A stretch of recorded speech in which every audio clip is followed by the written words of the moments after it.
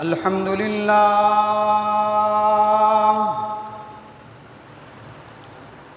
الحمد لله حمدا كثيرا كما أمر ونشهد أن لا إله إلا الله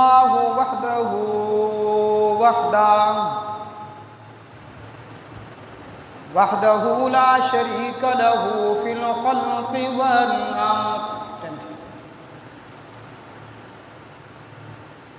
إضرارا لمن جحد به وكفر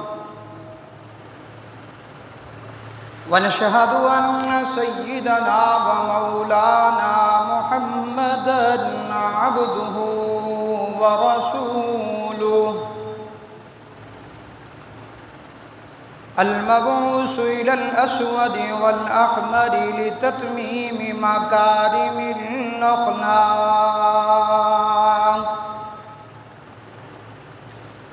لا يخلق نبي ولا رسول بعده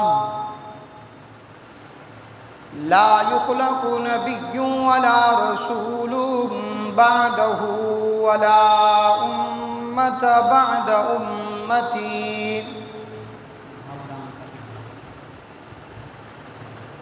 ولا كتاب بعد كتابي ولا شريعة بعد شريعتي صلى الله تعالى عليه وعلى آله الذين هم خلاصة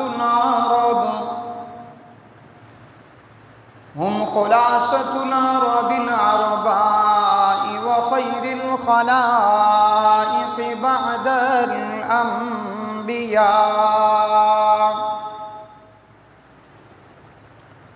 وهم كالنجوم في السماء للاهتداء والاقتداء وهم مفاتيح الرحمة ومصابيح الغرر أعوذ بالله من الشيطان الرجيم بسم الله الرحمن الرحيم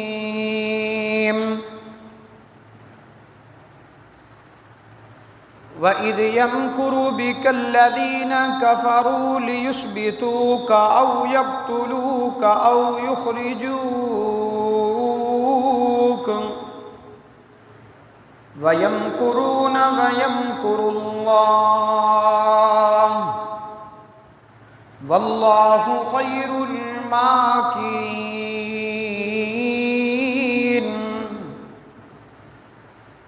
وقال تعالى إلا تنصروه فقد نصره الله إذ أخرجه الذين كفروا ثاني اثنين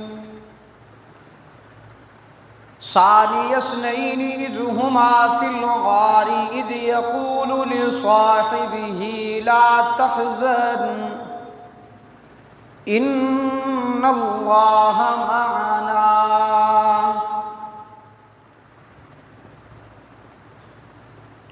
فأنزل الله سكينته عليه وأيده بجنود لم تروها وجعل كلمة الذين كفروا السفلى وكلمة الله هي العليا والله عزيز حكيم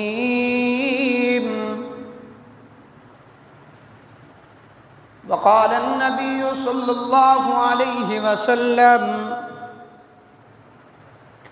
من يرد الله به خيرا يفقهه في الدين وقال النبي صلى الله عليه وسلم إن الله اختارني واختارني أصحابي رب اشرح لي صدري ويسر لي أمري واحلل عقدة من لساني يفقهوا قولي رب زدني علما رب زدني علما رب زدنی علما۔ درود پاک پڑھ لیجیے۔ اللہم صل علی محمد وعلی آل محمد کما صلیت علی ابراہیم وعلی آل ابراہیم انک حمید مجید۔ اللہم بارک علی محمد وعلی آل محمد کما بارکت علی ابراہیم وعلی آل ابراہیم انک حمید مجید۔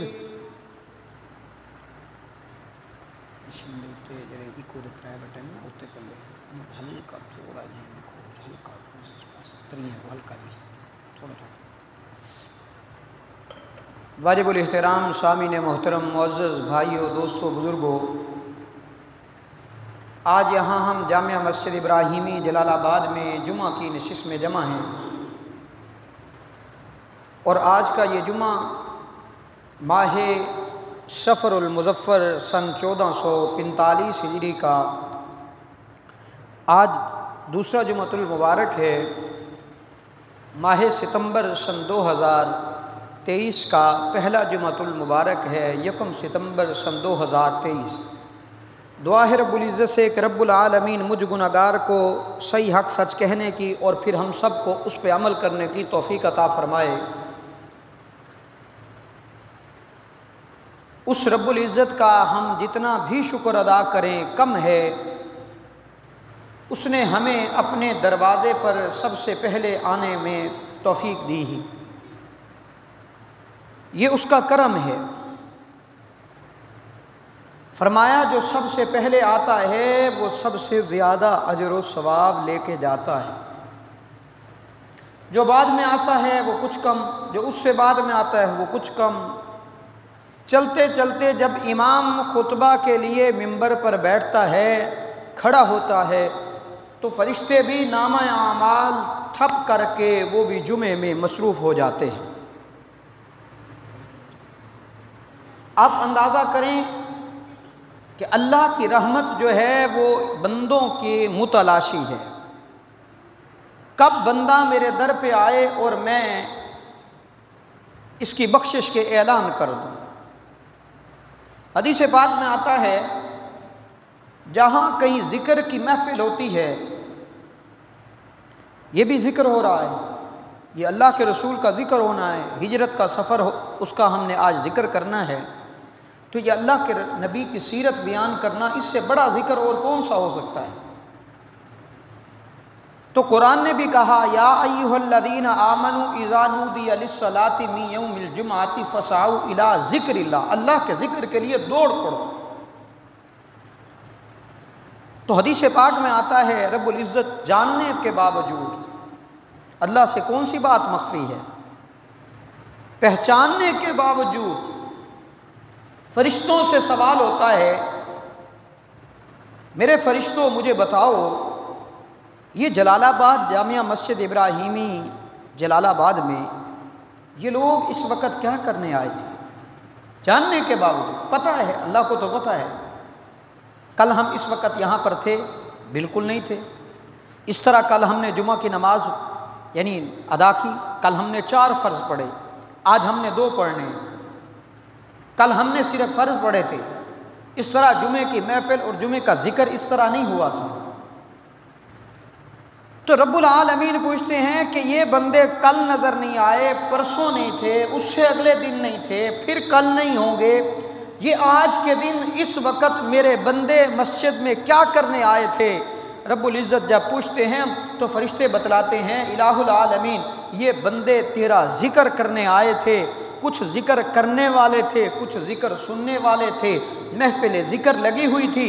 رب العزت فرماتے ہیں میرے فرشتوں گواہ ہو جاؤ، گواہ ہو جاؤ، جو بھی اس محفل میں آیا تھا، جس مقصد کے لیے آیا تھا، جیسا تھا آیا، میں نے اس آنے والے تمام کو معاف کر دیا ہے۔ اتنی بڑی سعادت۔ لیکن آج ہم کسی کو کہیں بھئی جمعے کے لیے جلدی چلا جا، مولوی نے بیان کرنا ہے تو سن لے گا، وہ کہتا ہے مولوی کی بات میرے سے نہیں سنی جاتی۔ مولوی کوئی اپنی بات کرتا ہے؟ مولوی تو قرآن و حدیث کی بات کرتا ہے، اگر سمجھ ہو تو۔ آپ ہر جمعے آتے ہیں، کبھی آپ نے میرے سے قصے کہانیاں نہیں سنی ہوں گی، صحابہ کی عظمت سنی ہوگی، پیغمبر کی رفعت بلندی سنی ہوگی، یا سیرت پیغمبر تھی یا سیرت صحابہ بیان ہوتی ہے۔ وہ کہتا ہے میں نے نہیں سننی، مولوی کی بات میں نے نہیں سننی۔ میں کہتا ہوں تو کہتا ہے میں نے سننی نہیں، وہ کہتا ہے میں نے تمہیں آنے نہیں دیتا، جب میں بھیجوں گا نہیں تو سنے گا کیسے؟ وہ بھائی گھنٹہ ہم سے نہیں بیٹھا جاتا، باہر سیاسی گپ شپ ہو تو ہم 2 گھنٹے بیٹھے دیں، 3 گھنٹے کھڑے ہو کے بحث کرتے رہیں، فرق نہیں پڑتا۔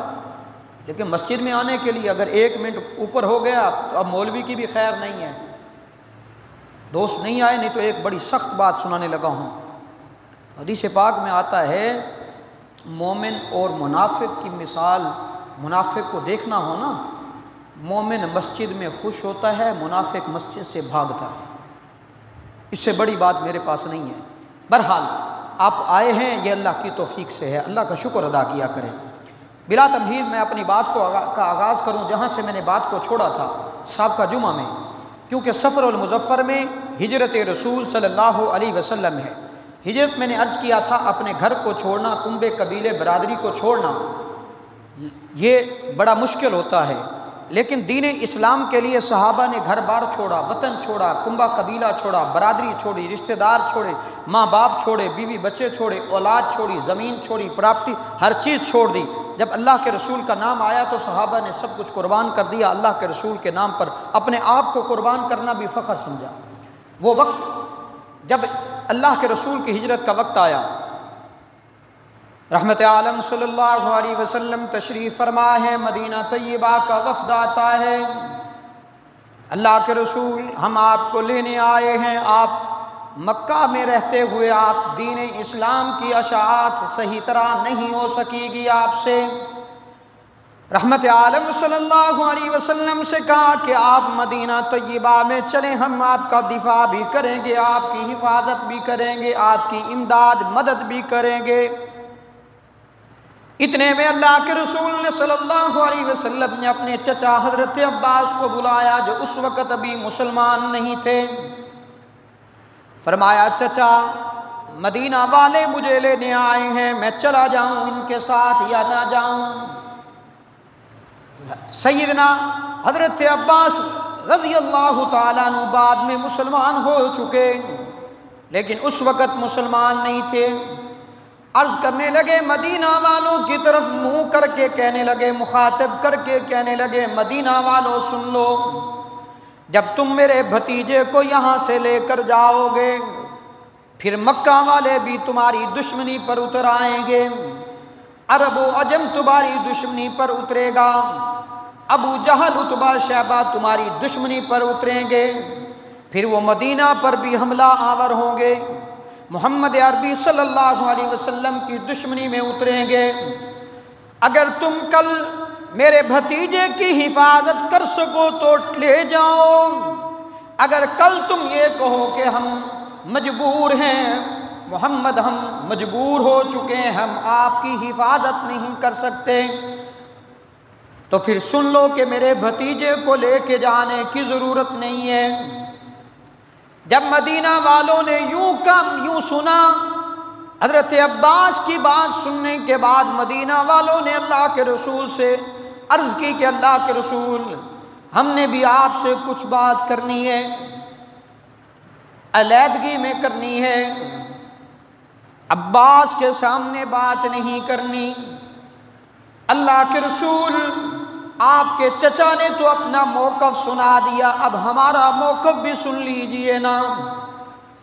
آج ہم تمہیں لے کر جائیں گے کل مکہ سے کوئی ابو جہل اٹھے، اتبا شیبہ اٹھے، وہ مدینہ پر حملہ آور ہونے کے لیے آئے، یا آپ کی جان کی دشمنی لے کر مدینہ کی جانب آئے، پھر سن لو کہ ہم اس کا محاسبہ کریں گے، مقابلہ کریں گے، آپ کا دفاع کریں گے، آپ کو آنچ بھی نہیں آنے دیں گے، چھوٹی سی تکلیف بھی نہیں آنے دیں گے، لیکن ایک بات ہماری بھی تو ماننی ہوگی نا۔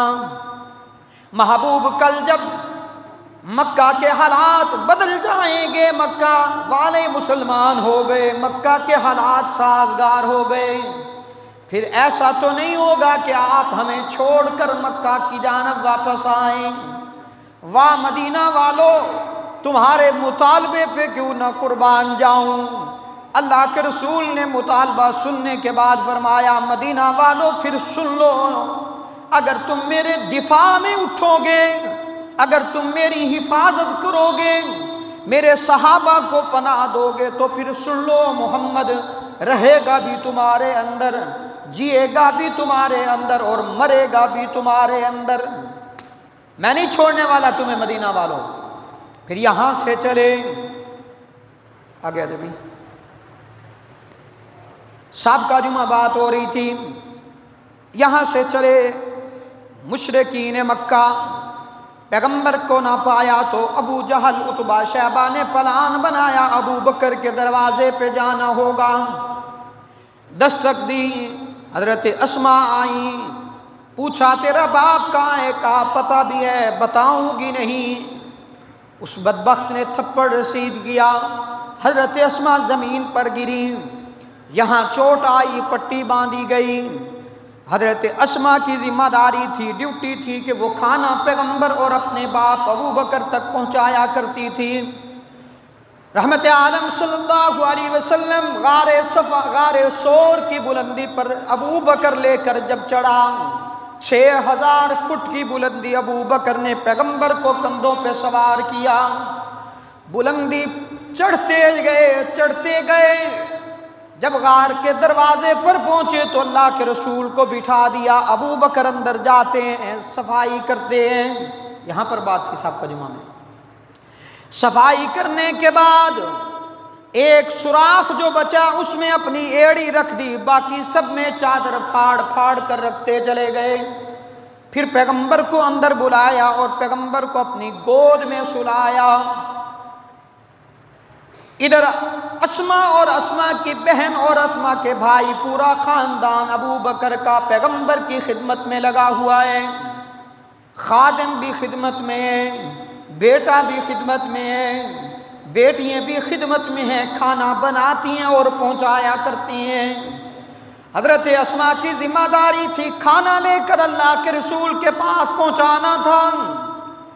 حضرت اسماء جب کھانا لے کر 6000 فٹ کی بلندی چڑھتے ہوئے اپنے ابا کے پاس اور رحمت عالم صلی اللہ علیہ وسلم کے پاس پہنچی، کھانا پیش کیا، رحمت عالم صلی اللہ علیہ وسلم نے یوں کر کے دیکھا، اسماء کے چہرے پر داغ ہے، زخم کا نشان ہے، ماتھے پہ پٹی باندھی ہوئی ہے، سر پھٹا ہوا نظر آیا۔ پوچھا رحمت عالم صلی اللہ علیہ وسلم نے، اسماء کیا ہوا بیٹا، تمہیں کیا ہوا؟ کہا اللہ کے رسول کچھ نہیں ہوا۔ پھر پوچھا، کہا کچھ نہیں ہوا۔ حضرت ابو بکر نے اپنی بیٹی کو مخاطب کر کے فرمایا، اسماء اگر آج نہیں بتاؤ گی تو پھر کب بتاؤ گی؟ آج محمد عربی پوچھتے ہیں تو بتانا ہوگا، یہیں سے تو شفا ملا کرتی ہے نا۔ بتلایا اللہ کے رسول، یوں ابو جہل آیا تھا، تھپڑ مارا، زمین پہ گری، پتھر لگا، خون کا فوارہ چھوٹا۔ اللہ کے رسول نے اپنا لعاب دہن نکال کر حضرت اسماء کے سر پر لگایا، حضرت اسماء کو بھی شفا مل گئی۔ یہاں یہ واقعہ پیش آیا، اللہ کے رسول نے فرمایا، ابو بکر تو سچ کہتا تھا کہ تیرے گھرانے والے میرے گھرانے والے ہیں، یہ راز کی بات راز تک رکھتے ہیں، کبھی آگے نہیں پھیلایا کرتے۔ یہاں پر منظر کچھ عجیب بنا، ابو جہل اور اتبا شیبہ چلتے چلتے غار سور کی بلندی پر پہنچ گئے۔ اب جب غار سور کے دروازے کے سامنے ابو جہل کھڑا ہے، ادھر رحمت عالم صلی اللہ علیہ وسلم کی گود میں اللہ کے رسول ابو بکر کی گود میں آرام کر رہے ہیں، نیند کا عالم ہے۔ ابو بکر نے یوں دیکھا، غار سے یوں جھانک کے دیکھا کہ ابو جہل کے قدم نظر آئے، پریشانی ہوئی۔ اللہ کے رسول پریشان اس لیے ہوں کہ دشمن غار پر پہنچ گیا ہے۔ اچھا پھر کیوں پریشان ہے؟ وہاں علی اور مرتضیٰ کو اللہ نے کہ رسول نے وہ امانتیں سپرد کی جو مکہ والوں کی تھیں۔ آج ابو بکر کے پاس امانت رب العالمین کی ہے، اگر اس کو کچھ ہو گیا تو میں کہاں جاؤں گا؟ اس لیے غمزدہ بھی ہوں، پریشان بھی ہوں، خوف میں بھی ہوں، حزن میں بھی ہوں۔ قرآن اترا، جبرائیل آئے، رب العالمین نے بھیجا، جبرائیل جلدی جا، آج میرا محبوب غار سور میں آرام کر رہا ہے اور اس کا دوست غار سور یار غار ابو بکر پریشان نظر آتا ہے۔ قرآن اترا، الا تنصروه فقد نصره اللہ اذ اخرجه الذین کفروا ثانی اثنین اذ ہما فی الغار۔ قرآن کہتا ہے اذ اخرجہ الذین کفروا، جب کافروں نے مکہ سے نکلنے پر مجبور کر دیا، مکہ سے نکال دیا۔ ثانی اثنین، وہ دونوں تھے، کون دونوں؟ قرآن کہتا ہے اذ یقول لصاحبہ، جب وہ اپنے صاحب سے کہہ رہے تھے۔ کون کہہ رہا تھا؟ پیغمبر اپنے صاحب کو کہتا ہے اذ یقول لصاحبہ، کیا کہنا لگا؟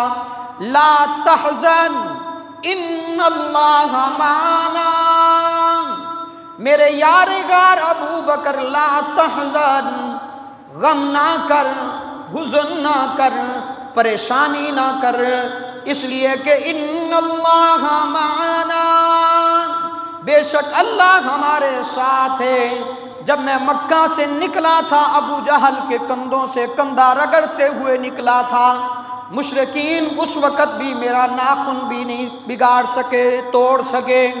پھر میں رات کی تنہائی میں تیرے دروازے پہ آیا، پھر وہاں سے چلتے چلتے غار سور میں جا پہنچا۔ اگر اس دورانیے میں مشرکین ہمیں نہیں تلاش کر سکے، ہمارا کچھ بھی نہیں بگاڑ سکے، تو غار میں بھی ہمارا کچھ نہیں بگاڑ سکتے۔ اچھا تسلی مل گئی۔ تسلی دینے والا بھی کون تھا؟ واہ رب العالمین، اپنے محبوب اور محبوب کے یار غار۔ اگر میں یہ بات کہوں تو غلط نہیں ہوگی، سارے صحابہ کی عظمت اپنی جگہ پر، ابو بکر کی عظمت کو سلام پیش کرتا ہوں۔ اذ یقول لصاحبہ، صاحب سے مراد ابو بکر ہے، اور اگر میں صحابیت یہاں پر ثابت کروں تو یہ بھی غلط نہ ہوگا۔ بعض مفسرین نے یہاں ابو بکر کی صحابیت کا بھی یہاں پر معنی لیا ہے۔ تو ابو بکر غار سور میں ہے، ابو جہل عتبہ شیبہ دیکھتے ہیں۔ دیکھنے کے بعد ایک دوسرے کو کہنے لگا، اللہ نے جلدی سے کبوتر کو کہا، پرندے کو کہا جلدی سے وہاں جا کر جالا تن لے۔ اس نے وہاں جا کر جالا تن لیا۔ ایک دوسرے کو کہنے لگے بھائی پاگل ہو گئے ہو، یہ تو کئی سال پرانی غار لگتی ہے، یہاں کون آئے گا؟ اور یہ تو یہاں پر کبوتر ہے، یہاں اندر کون جاتا ہے؟ اللہ نے ان کی عقل پر پردہ ڈال دیا، وہ وہاں سے واپس لوٹے، اللہ کے رسول ابو بکر صحیح سلامت رہے۔ یہاں ایک اور منظر بھی کھینچنے لگا ہوں۔ ادھر ابو جہل دشمن آتا ہے، اس کا مکالہ ہوتا ہے اور واپس لوٹ جاتا ہے۔ اتنے میں ابو بکر کی ایڑی یوں غار میں تھی، جہاں سوراخ ایک بچا تھا، اس سوراخ میں ایڑی کو رکھ دیا گیا۔ پیچھے سے ایک موذی کالا نانگ آیا، سانپ آیا، اس نے آ کر ابو بکر کی ایڑی پر دھسا۔ کالا آج بھی ابو بکر کا دشمن ہے، کالا ازلی ابو بکر کا دشمن تھا اور ہے اور رہے گا۔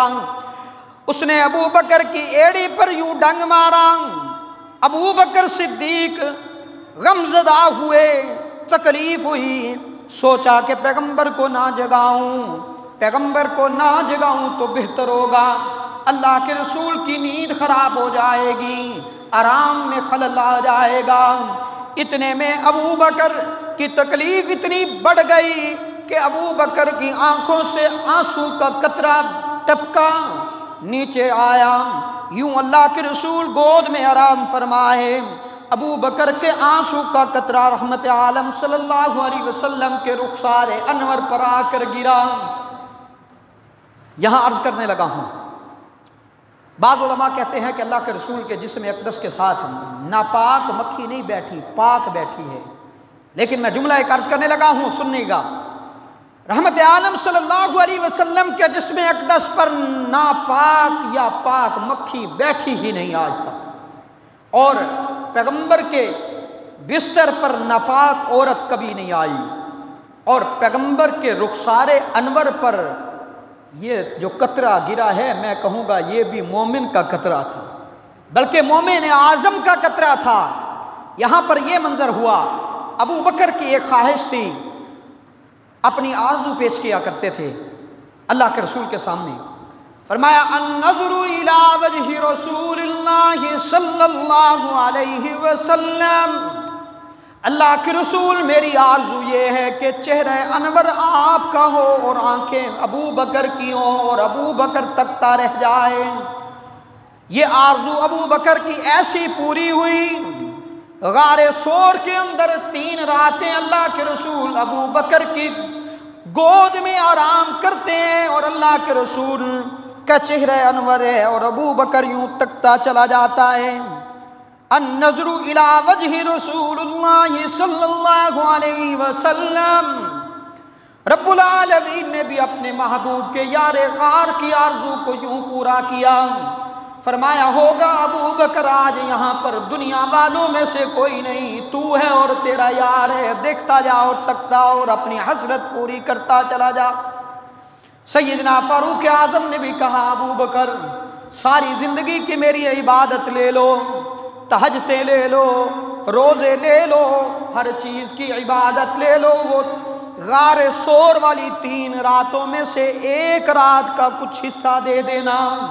ابو بکر نے کہا عمر ساری زندگی کی میری عبادتیں تو لے جا، لیکن غار سور والی عبادت میری جو 3 راتیں اللہ کے رسول کے ساتھ گزری ہے، ان میں سے 1 حصہ بھی ابو بکر دینا برداشت نہیں کرتا۔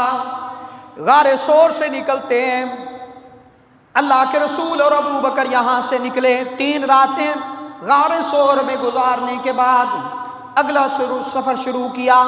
میں اس کو مختصر اب کرتا چلا جاؤں گا۔ ابو جہل عتبہ شیبہ نے اعلان کر رکھا تھا کہ جو محمد صلی اللہ علیہ وسلم کا سر لائے گا اس کو انعام دیا جائے گا۔ اتنے میں سراقہ بن مالک اللہ کے رسول کی تلاش میں نکلا۔ پیغمبر جب غار سور سے نکلتے ہیں، سفر شروع کیا، کچھ سفر طے کیا کہ پیچھے سراقہ بن مالک آیا۔ اتنے میں اللہ کے رسول کو ابو بکر نے عرض کیا اللہ کے رسول سراقہ پیچھے۔ اچھا، پیچھے مڑ کر دیکھا کہ سراقہ اپنے گھوڑے پر تیز رفتاری میں آتا نظر آیا۔ رحمت عالم صلی اللہ علیہ وسلم نے یوں دیکھا ہی تھا کہ سراقے کے گھوڑے کے پاؤں زمین میں دھس گئے۔ کہنے لگا اللہ کے رسول میں اب آپ سے اجازت مانگتا ہوں کہ میں واپس چلا جاؤں گا، مکہ والوں کو بھی نہیں بتاؤں گا، مجھے یہاں سے رہائی دے دیجئے۔ 2 سے 3 مرتبہ یہ معاملہ پیش آیا۔ جب واپس جانے لگا کہنے لگے اللہ کے رسول نے فرمایا سراقہ وہ وقت کتنا عجیب ہوگا جب کیسر و کسریٰ کے کنگن تیرے ہاتھوں میں پہنائے جائیں گے۔ ایران جب فتح کیا، عمر فاروق رضی اللہ تعالیٰ عنہ نے جب ایران کے فاتح بن کر آئے، کیسر و کسریٰ کے کنگن پیش ہوئے، فرمایا سراقہ کو لایا جائے۔ بلایا گیا، سراقہ حاضر خدمت ہوئے۔ حضرت امیر المؤمنین عمر فاروق نے اپنے محبوب کی وہ بشارت سچی کر دکھائی۔ کیسر و کسریٰ کے کنگن سراقہ کے ہاتھوں میں پہنا کر اللہ کے رسول کی وہ بشارت سچی کر دکھائی۔ سراقہ واپس جاتا ہے، یہ اس وقت مسلمان نہیں تھا۔ اور ایک اور بات عرض کرتا چلا جاؤں، اس کے بیٹے مسلمان تھے، اس کے 2 بیٹے مسلمان تھے۔ ہجرت رسول سب نے چھپ کر کی ہے، اگر کسی نے اعلانیہ ہجرت کی ہے تو وہ ایک شخص تنہا تھا، اس میں وہ عمر فاروق تھا۔ عمر فاروق مکہ کی گلیوں میں آ کر اعلان کیا، ابو جہل، عتبہ، شیبہ سن لو، میں مکہ چھوڑ کے جا رہا ہوں اور میرے ساتھ باقی رفقا بھی ہیں، اگر میرا راستہ روکنے کی کوشش کی تو تمہارے سر قلم کر دوں گا۔ اعلانیہ ہجرت کی۔ اس کے ساتھ سراقہ کے 2 بیٹوں نے بھی ہجرت کی حضرت عمر فاروق کے ساتھ۔ سراقہ یہاں سے واپس لوٹتا ہے، اللہ کے رسول نے اگلا سفر شروع کیا۔ ابو بکر کبھی اللہ کے رسول کے سامنے آتے ہیں، کبھی دائیں آتے ہیں، کبھی بائیں آتے ہیں، کبھی پیچھے چلتے ہیں، چاروں طرف گھیرا کیا ہوا ہے۔ پوچھا ابو بکر یہ کیا طریقہ ہے سفر کرنے کا؟ کبھی آگے، کبھی پیچھے، کبھی دائیں بائیں۔ کہنے لگے اللہ کے رسول مجھے خوف ہے کہیں دشمن آگے سے نہ ہو، بھاگ کر آگے آتا ہوں، پھر دل میں خیال آتا ہے دائیں نہ ہو، پھر دائیں آ جاتا ہوں، پھر بائیں آ جاتا ہوں، پھر پیچھے آ جاتا ہوں۔ اللہ کے رسول نے فرمایا ابو بکر تو یہ چاہتا ہے کہ تو شہید ہو جائے، میں بچ جاؤں؟ ہاں اللہ کے رسول یہی چاہتا ہوں کہ میں آپ کی حفاظت کرتے ہوئے میں جام شہادت نوش کر جاؤں، مجھے اور اس سے کیا اعزاز ملے گا۔ یہاں سے آگے چلتے ہیں، ایک وہ مقام آپ پہنچا، ام معبد کی ایک جھوپڑی تھی، ایک بڑھیا عورت رہتی تھی ام معبد، اس کا ایک ٹھکانہ تھا۔ اللہ کے رسول وہاں پر پہنچے، ابو بکر بھی پہنچے۔ رحمت عالم صلی اللہ علیہ وسلم نے فرمایا ابو بکر اس سے پوچھو کوئی کھانے کو کچھ مل جائے گا تو وہ دے دے۔ ام معبد نے کہا کھانے کو تو کچھ نہیں، میں تو مہمان نواز بڑھیا عورت ہوں، ہمارے ہاں جب بھی کوئی مہمان آیا ہے خالی نہیں گیا، کھا پی کے گیا ہے، لیکن آج مہمان بھی بڑا معظم ہے اور گھر میں کھانے کو بھی کچھ نہیں ہے، میں اس لیے بھی پریشانی کے عالم میں چلی گئی ہوں۔ رحمت عالم صلی اللہ علیہ وسلم نے فرمایا ابو بکر ام معبد سے کہہ دیجئے کہ اجازت تو دے دے، وہ بکری جو ایک کونے میں کھڑی ہے اس کا دودھ لینا ہمارا کام ہے۔ ابو بکر نے کہا، ام معبد سے کہا کہ دودھ ہمیں اس بکری سے لینے دو۔ ام معبد کہنے لگی بیٹا یہ تو بیمار بکری ہے، اگر اس کے تھنوں سے دودھ آتا تو میں تمہیں دو کے خود اپنے ہاتھوں سے پلاتی نا۔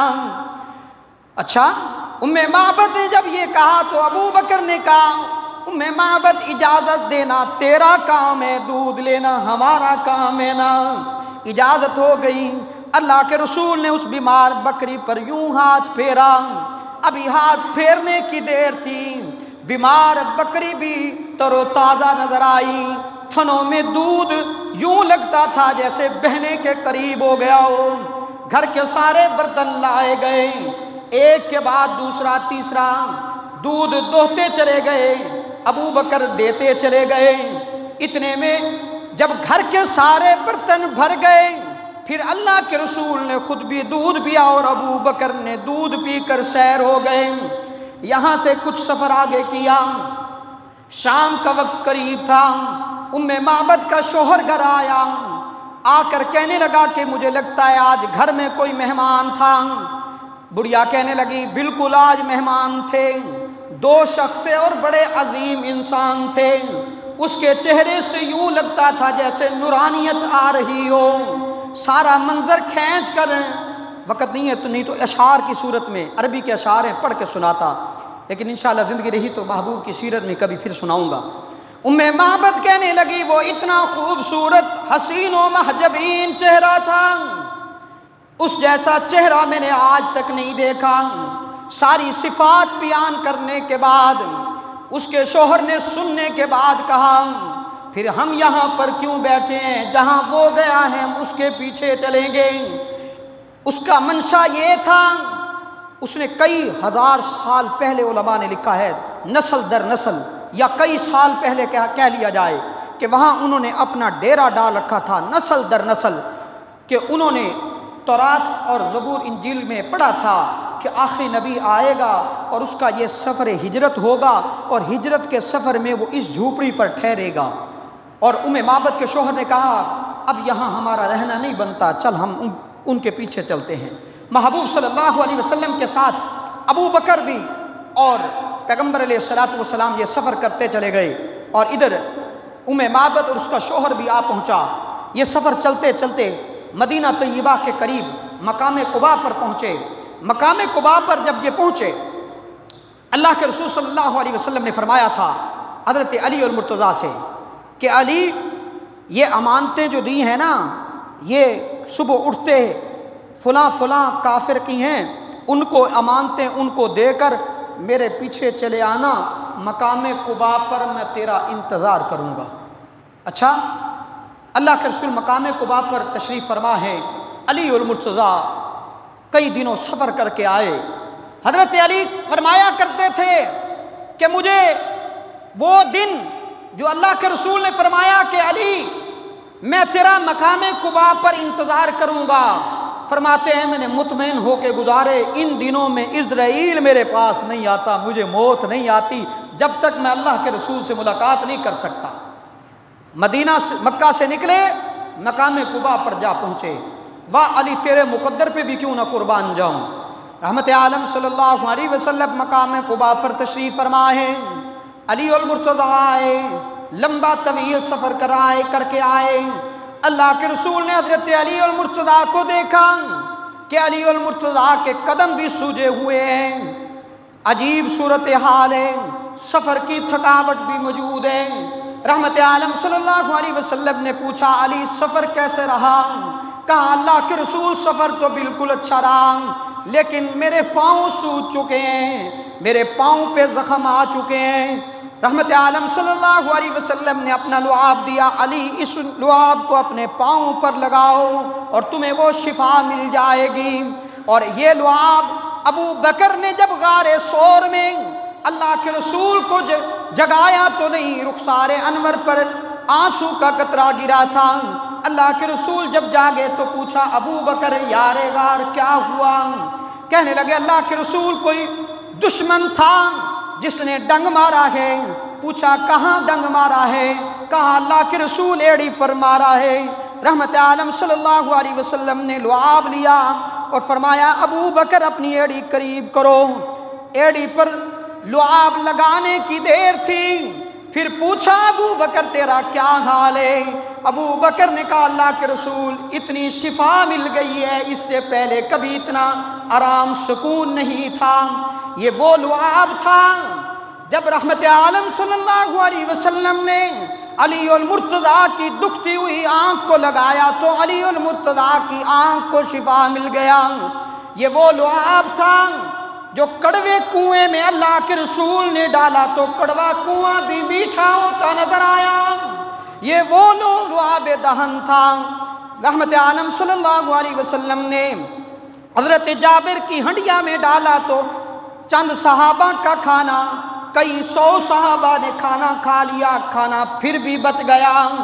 ये वो लुआब था जो अल्लाह के रसूल सल्लल्लाहु अलैहि वसल्लम ने एक पानी के एक थोड़े से पानी में मशकीज़े में अपना लुआब डाला तो उसको फरमाया इससे सहाबा वज़ू करते चले जाएं। सहाबा वज़ू करते चले गए और पानी ख़त्म होने को ना आया। वाह मेरे महबूब के लुआब की भी क्या बात है, हुस्न की भी क्या बात है। महबूब की सीरत भी आला और सूरत भी आला। आखिरी बात अर्ज़ करके बात को ख़त्म करूँ। अबू हुरैरा रज़ी अल्लाह तआला अन्हु भूखे फिर रहे हैं, प्यासे फिर रहे हैं। अबू बकर से मिले, कहा खाने को कुछ है तो दे दीजिए। अबू बकर ने कहा यहाँ भी यही सूरत हाल है, मैं खुद भी भूखा फिर रहा हूँ। उमर से मिले तो उमर ने भी यही कहा। अल्लाह के रसूल के पास अबू हुरैरा जा पहुँचे, अर्ज़ की अल्लाह के रसूल मैं कई दिन से भूखा प्यासा आया हूँ। फरमाया घर में पता करो कुछ खाने को मिल जाए या पीने को मिल जाए। एक दूध का प्याला मिला। वो दूध का प्याला अल्लाह के रसूल के पास आता है। अल्लाह के रसूल ने फरमाया अबू हुरैरा यूँ दूध पिलाते चले जाओ। अबू हुरैरा कहते हैं 70 सहाबा ने दूध पी लिया। 70 सहाबा ने दूध पी लिया, दूध फिर भी उसी तरह बाकी था। फिर अल्लाह के रसूल ने फरमाया अबू हुरैरा तू पी ले। मैंने पिया, फिर फरमाया फिर पी ले। मैंने फिर पिया, तीसरी मर्तबा मैंने फिर पिया, दूध उसी तरह बाकी था। ये मेरे महबूब का मौजज़ा था। बहरहाल मेरे दोस्तों, दुआ है अल्लाह हम सबको सिरात मुस्तकीम वाली ज़िंदगी अता फ़रमाए। कई मरतबा कोशिश की है, मैंने आपसे अर्ज़ किया है, ये जुमे की घड़ियाँ बड़ी कीमती होती हैं। आप ये समझते हैं सिर्फ़ 2 फ़र्ज़ पढ़ने और वापस आ जाना है। जुमे का मकसद ये हरगिज़ नहीं है।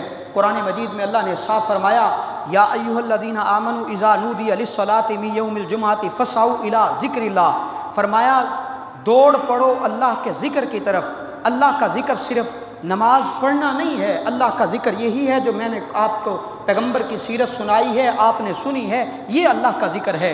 कोशिश किया करें, हफ्ते बाद जुमे का दिन आता है, अल्लाह की रहमत सिर्फ बंदों के यानी मग़फ़िरत के बहाने तलाश करती है। शुरू में मैंने एक बात अर्ज़ की है, अल्लाह रब्बुल आलमीन जानने के बावजूद फरमाते हैं, फ़रिश्तों ये बंदे ये इस वक्त क्या करने आए थे, ये कल तो इस वक्त नहीं थे, परसों तो नहीं थे, कल फिर नहीं होंगे, तो ये क्या करने आए थे। फरिश्ते अर्ज़ करते हैं, इलाहुल आलमीन ये तेरा ज़िक्र करने आए थे, ज़िक्र सुनने के लिए आए थे, करने के लिए आए थे। अच्छा ये पक्की बात है ज़िक्र के लिए आए थे। मेरे फरिश्तों गवाह हो जाओ, जो भी इस महफिल में आया है मैंने सबको माफ़ कर दिया है। अल्लाह की रहमत बंदे की मुतलाशी है और बंदा अकड़ के घर बैठा रहे, ये मेरे दोस्तों इंसानियत को ज़ेब नहीं देती। कोशिश किया करें जुमे वाले दिन 1 घंटा अल्लाह के ज़िक्र के लिए